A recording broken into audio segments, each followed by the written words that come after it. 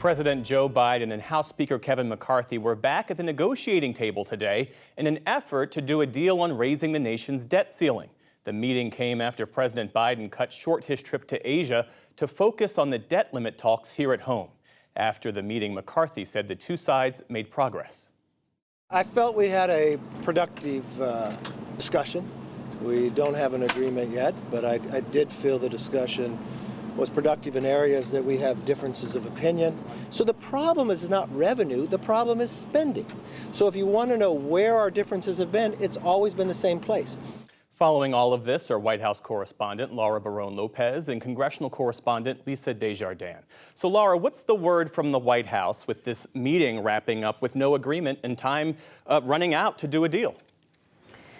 Jeff, essentially, it's a little bit of the same when the White House entered this meeting, which is, again, they feel as though it was productive. They are optimistic about being able to reach an ultimate deal, but there are still some sticking points around spending caps, how long those would be, as well as Republican efforts to cut food assistance programs. Now, coming out of this meeting, the fact that there was no substantial movement in terms of the specifics, the president could very well face more pressure, which he has from progressives, to use the 14th Amendment. There's this workaround that the White House, that President Biden has said he potentially has the authority to use this clause in there that says the U.S. debt should not ever be questioned. And he thinks he has the authority, but he doesn't think he has the time to use it, Jeff. And Lisa, where are Republicans on this? It's striking that everything that the House Speaker said to reporters at the White House after this meeting, he was basically saying to reporters on the Hill before the meeting in terms of the talks so far being productive.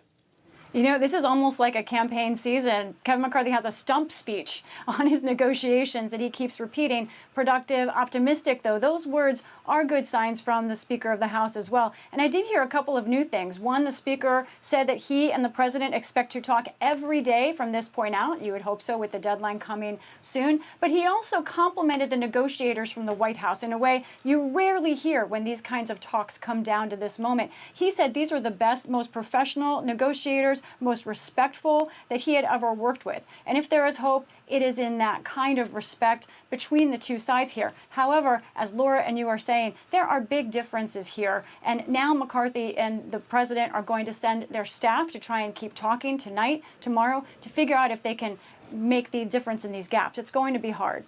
Laura, as we've been reporting, a default would have extreme, catastrophic consequences on the U.S. economy. You've been looking at the polling. What do Americans make of this potential threat? We have some new polling, Jeff, a new PBS NewsHour NPR Marist poll that is going to be released tomorrow. And we found that when we asked how should the debt ceiling negotiations advance, 52% of the public said that there should first be an increase in the debt ceiling, followed separately by a discussion about spending cuts, and 42% that said that that the debt ceiling increase should only happen with spending cuts attached. We also asked if the government defaults, who is to blame? 43% said they would blame President Biden. 45% said they would blame Republicans in Congress. Now, the president recently addressed this, Jeff, and he said that everyone would be to blame, although he did in particular single out some extreme Republicans in the House, saying that he thinks they are potentially pushing the country towards a default so that way he won't be reelected. Lisa, remind us of the timing and any potential backup plans here. Laura was talking about potentially invoking the 14th Amendment. President Biden has said that that's untested and might be unpractical. What are the other potential alternatives, if there are any? Correct. The timing here is a real math problem. As you're saying, 10 days until June 1st, which is when the government could run out of money to pay for its bills. It takes 2 days, Speaker McCarthy estimates, to write a bill once they get a deal. Then another 3 days for the House to read it, debate it, and vote on it.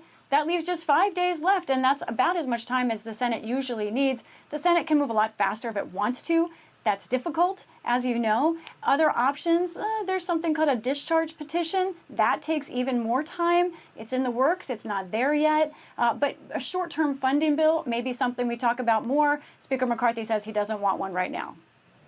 Lisa Desjardins and Laura Barone-Lopez, our thanks to you both.